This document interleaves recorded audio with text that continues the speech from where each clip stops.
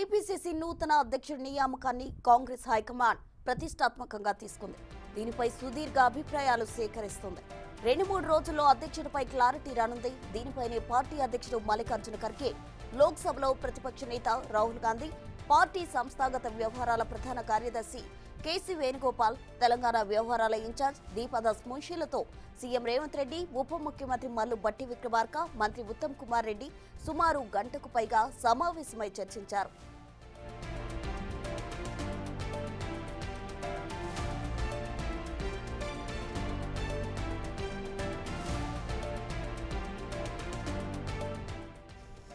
ఉమ్మడి సమావేశంతో పాటు పార్టీ పెద్దల 4, రాష్ట్ర నాయకులు 3తో విడివిడిగా కూడా మాట్లాడి వారి అభిప్రాయాలు తెలుసుకున్నారు.